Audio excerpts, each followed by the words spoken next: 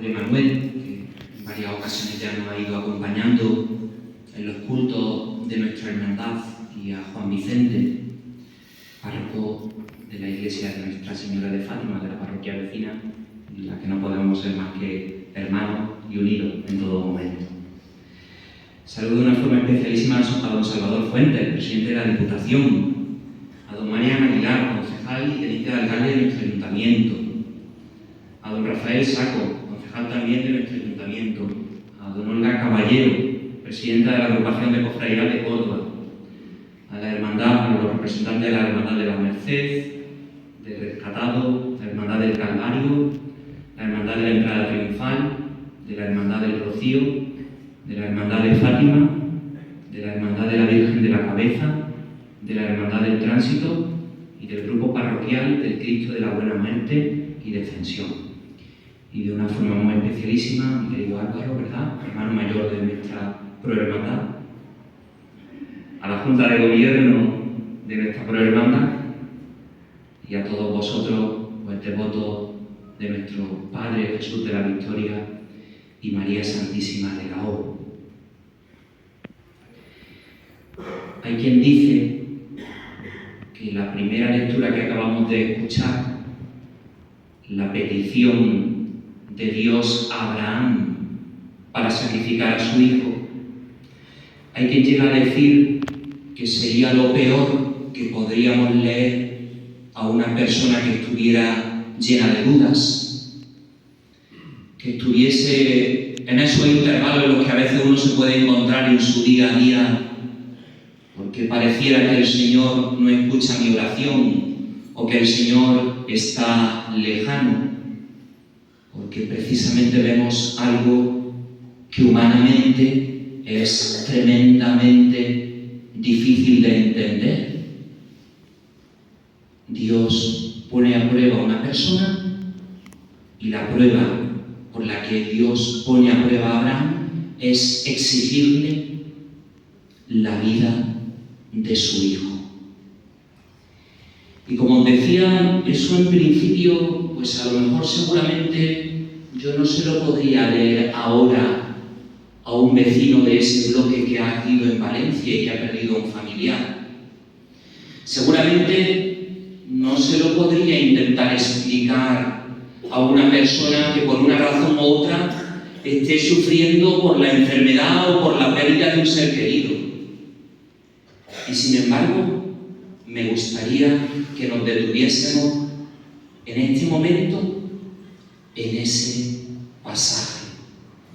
En ese pasaje tan enigmático, tan difícil de entender, pero en el cual, sin lugar a dudas, como hemos visto en el Evangelio que Jesús muestra su rostro transfigurado, vemos que en esa primera lectura Dios Padre ha mostrado su rostro. Si no fuera una homilía, si estuviéramos en el ámbito de una clase, si estuviéramos en el ámbito de una reunión, pues a lo mejor os podría preguntar: ¿qué es antes para vosotros? ¿La fe en Dios o vuestro hijo? Pero todos me diríais que la pregunta no tiene mucho sentido. Si estuviéramos en una clase o no fuera esto el foro propio de una homilía, os podría preguntar en este momento: ¿tiene sentido que Dios llegue a probarnos de esa manera tan radical, como diríamos con un lenguaje más actual, tan fuerte? O si estuviéramos en ese mismo ámbito, os preguntaría: ¿un hijo qué es? Y la mayoría de vosotros sois hijos. ¿Un derecho de unos padres o un don, un regalo? Pero no nos vamos a detener ahí. Voy a acudir a una persona quizá un tanto lejana, un filósofo de Dinamarca, pero que nos puede ayudar a nosotros a entender ese pasaje. Es verdad que, como lo hemos escuchado, falta algún versículo que le daría también para nosotros mucho más sentido contemplando a nuestro Padre Jesús de la Victoria. Pero resumo, Dios le concedió un hijo a Abraham. Abraham y su mujer Sara eran estériles, no podían tener hijos. Y sin embargo Dios los bendice. Pero curiosamente, y eso es a veces los designios de Dios, que no terminan de concordar con nuestros designios, parece que Dios entra en contradicción. Porque me ha bendecido con un hijo. Pero fijaros, han pasado muy pocos años y Dios me está reclamando a mi hijo. Dios me está pidiendo lo más grande que pudiera pedirme. Como he dicho hace un momento, me está poniendo en la prueba más dura que pudiera ponerme. Pero Abraham, que no es ningún loco, no es ningún tarado, quiere a su hijo. Pero entiende que si Dios le está pidiendo esta ofrenda, que si Dios le está pidiendo este sacrificio, tiene que concedérselo. Cualquier persona me diría, esto es loco, esto es desquiciado, no se puede poner la fe por encima de un sentimiento como el amor a un hijo. Y si tuviéramos que explicarlo eso, pues nos llevaría horas y horas y no lo vamos a explicar. Pero Abraham se pone en camino. Y se pone en camino a ese monte Moria, con todo el dolor, con todo el sinsentido, sin entender nada, pero sigue confiando en Dios. Y en ese camino es Isaac el que carga con la leña de su propio sacrificio. Y en ese camino es Isaac el que no está entendiendo tal vez todo lo que está sucediendo, pero se pone en camino a ese monte Moria. Como nuestro Padre Jesús de la Victoria carga con la cruz, Isaac carga con la cruz hacia esa meta que no conoce y que es en un primer momento ser sacrificado, y ser sacrificado de manos de su Padre. Pensad por un momento, dice el filósofo, ya me gustaría a mí, lo dice así, chupar como una sanguijuela el dolor, el sufrimiento, lo que estaría experimentando el corazón de ese padre que es Abraham, que no dejó en ningún momento de ser padre, en ese camino hasta el monte Moria. Y en ese sacrificio de que me están pidiendo la vida de mi hijo, en ese sacrificio en el que no termino de entender los designios de Dios, porque Dios se está contradiciendo, estaría pidiéndole, como todos nosotros, vosotros y yo, todos y cada uno de nosotros, nos pudiera suceder en muchos de los momentos de nuestra vida: Señor, no entiendo nada, te estás contradiciendo, pero dame luz, dame fe para seguir comprendiendo, dame algo de luz para encontrarle un sentido, sosténme con tu gracia porque no entiendo nada. Pensad por un momento, vuelvo a lo que acabo de decir. Ya quisiera uno poder imaginarse, ¿verdad? Poder mirar con una lupa, con un microscopio, con lo que queráis, el interior de Abraham y podernos hacer idea del dolor, del sufrimiento, de lo que estaba pasando y viviendo aquel padre. Y sin embargo, siguió su camino. Isaac siguió con su camino cargando con su propia cruz, cargando con la leña de su propio sacrificio. Y ahí está todo. Llegado el momento, Dios perdona a Isaac, lo libra del sacrificio. Pero estaréis de acuerdo conmigo que verdaderamente el sacrificio ha sido de Abraham. El sacrificio ha sido el de un corazón de un padre que por amor a Dios, y aunque no lo entendáis, por amor a su hijo, porque entendía a su hijo como un regalo, como un don de Dios, estaba dispuesto a entregar a su hijo. ¿Cuál sería el resumen? ¿Cuál sería la verdadera interpretación de este pasaje? ¿Cómo podríamos comprenderlo? Dios perdonó a Isaac, pero no perdonó a su hijo. Y eso no nos muestra a nosotros el rostro de un Dios vengativo, irascible, colérico, sino que nos muestra a nosotros el rostro de un Dios que entrega a su hijo. Su hijo se entrega como diciéndonos: mira cómo hago nuevas todas las cosas.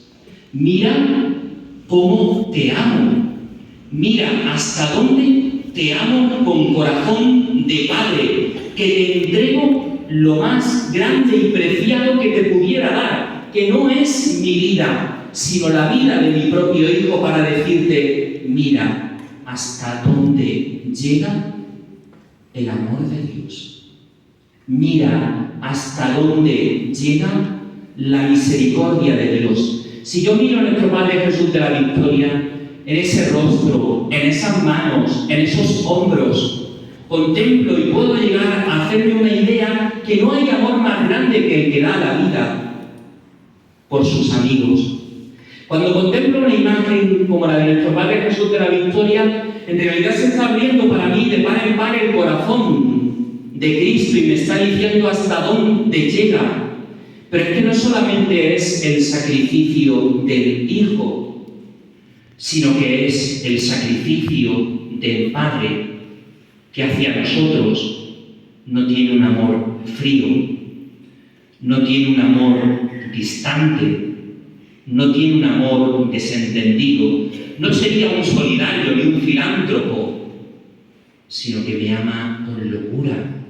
Y la prueba de que me ama con locura es, vuelvo a repetir, que me ha entregado lo más preciado que tiene. Antes os decía, podríamos hacer una pregunta retórica.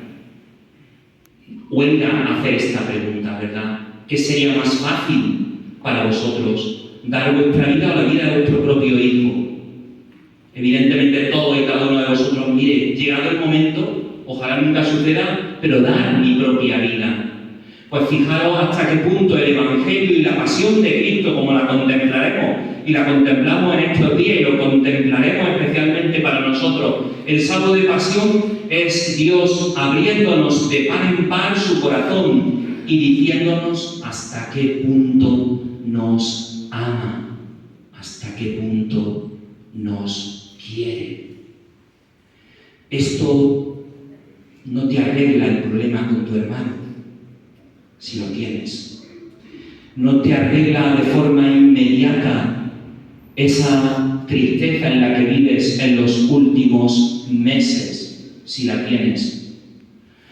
No va a erradicar y no va a solucionar el problema de la guerra en Gaza o en Ucrania.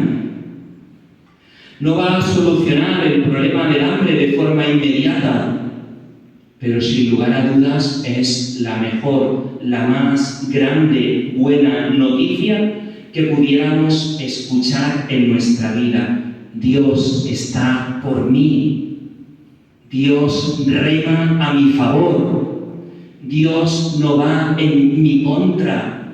O como suelo yo insistir, sufre con mi sufrimiento, se alegra con mi alegría, porque me ha mostrado que tiene un corazón que no es precisamente distante, frío, que no es un corazón de piedra, calculador, como podría ser en tantas y en tantas ocasiones nuestro propio corazón, sino que, insisto, aunque a veces parezca desentendido, aunque a veces tenga que pasar por la experiencia de una oración no escuchada, sufre con mi sufrimiento, se alegra con mi alegría. Por eso cuando uno contempla al Señor en la cruz, cuando uno contempla ese pasaje tan difícil o fácil de entender de la petición a un padre del sacrificio de su hijo, en el fondo no tenemos otra opción sino descubrir, como dijo el Papa Benedicto XVI, que soy llamado a querer como Cristo quiere, a rechazar como Cristo rechaza. Porque este ejercicio de contemplación, la escucha de esta buena noticia, se convierta para nosotros en verdadera luz, se convierta para nosotros en aquello que meditemos en estos días de Cuaresma, en los que en las manos de nuestra hermandad y cofradía, en las manos de la piedad popular, podamos poner ante nuestros ojos la verdad de las verdades, el más profundo y radical sentido de nuestra vida, de este amor que le da un sentido a todo, de este amor que es misericordioso, de este amor que en medida alguna es frío o desentendido. Dejémonos impresionar por este amor. Dejémonos impresionar por esta bendita imagen. Quizá no se trate ahora de buscar un compromiso. Quizá no se trate ahora de buscar qué tengo que hacer ahora en cuanto salga de la iglesia, de buscar un programa moral, sino de poner ante mi memoria y en la memoria de mi corazón este rostro, que es el rostro de Cristo, pero es también el rostro del Padre. Y el Espíritu Santo que se ha derramado en nuestros corazones, pues se encargará de nosotros y ya se encargará de seguir haciendo esa obra buena, pero posiblemente ya termino. Lo único que me pide es, mira, haz un alto en el camino, déjate impresionar, déjate interpelar, deja que en estos días te hable al oído del corazón.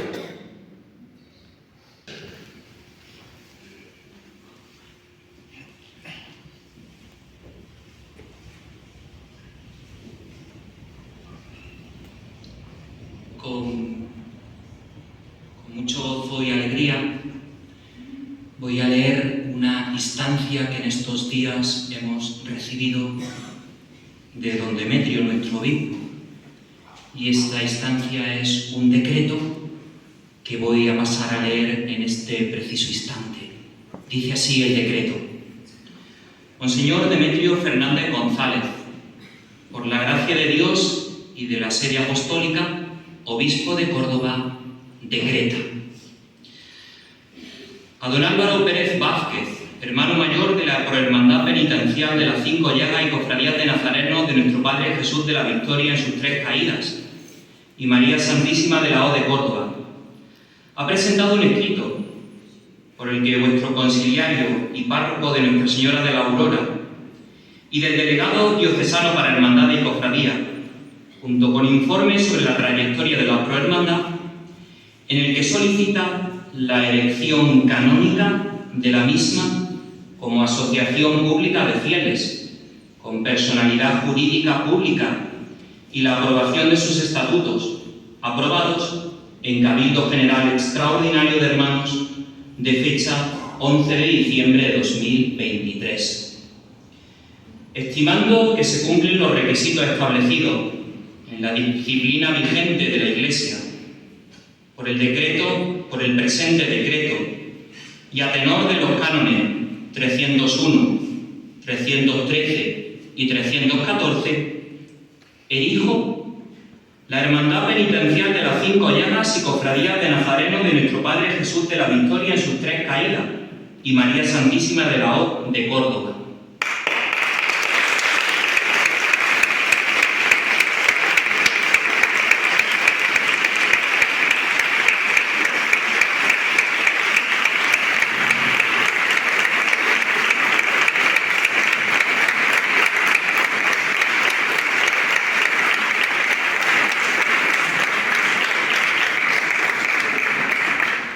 La erijo como asociación pública de la Iglesia y le concedo personalidad jurídica pública, la cual se regirá por los estatutos que por estas mismas letras apruebo.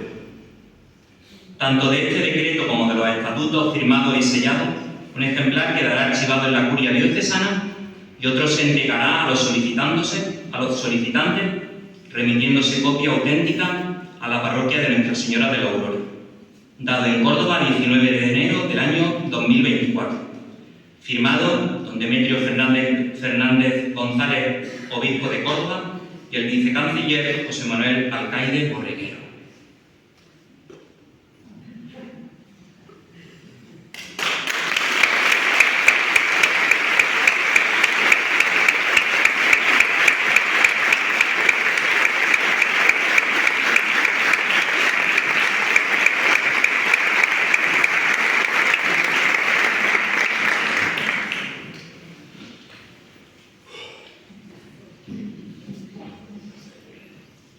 No seamos impacientes, ni abandonemos el camino ante el primer impedimento que encontremos en él. A la meta se llega con esfuerzo, sacrificio y perseverancia.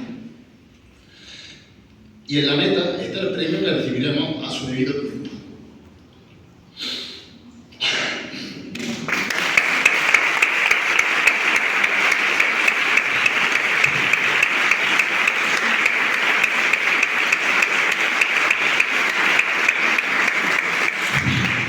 No tengamos prisa por llegar cuanto antes, saltándonos todos los controles. Aprendamos a vivir cristianamente, a pensar. Ten paciencia con todas las cosas, pero sobre todo contigo mismo. Tomando esta reflexión de San Francisco de Sales, hago balance de todos los hechos vividos a lo largo de estos 31 años de asistencia de esta hermandad.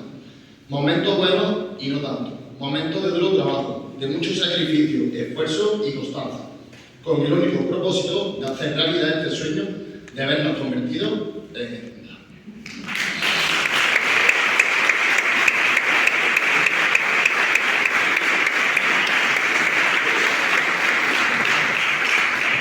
Poniendo siempre la confianza en nuestros titulares y teniendo siempre muy presente la famosa frase de Santa Teresa de Jesús: la paciencia todo lo alcanza.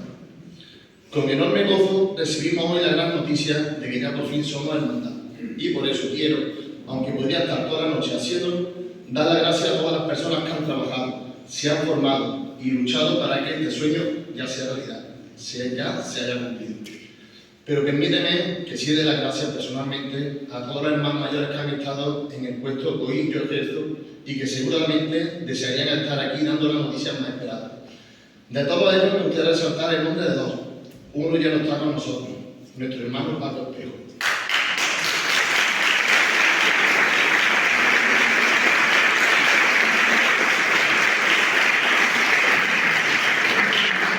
Y seguro que lo estará celebrando con su Virgen de la Voz aquí arriba. No pude conocerte mucho, pero todo lo que he oído de ti es de admirar. Y otro es nuestro hermano y amigo Rafa González.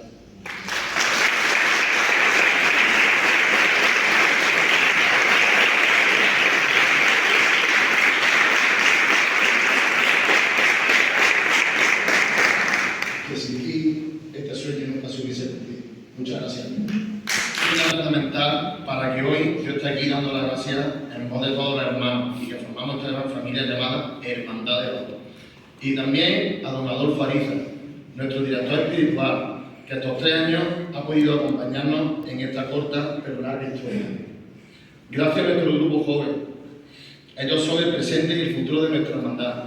Gracias al taller de costura y bordado, sin sus manos, su dedicación y todo el amor que ponen, nos podríamos tener el patrimonio tangible y humano que tenemos. Gracias a nuestros coros, quien canta reza 2 veces. Decía San Agustín, y ellos rezan con toda la hora de ensayos para cantarle a sus sagrados titulares. No quiero ser pesado, pero gracias a todos los hermanos, colaboradores y gracias a todas las hermandades que nos han ayudado. A todos los conciliarios que han tenido la hermandad, y en especial a don Manuel por abrirnos las puertas de este templo en 1996. Y cómo no, darle gracias a nuestros titulares por hacerme afortunado hoy estar aquí con vosotros y poder celebrarlo. Gracias.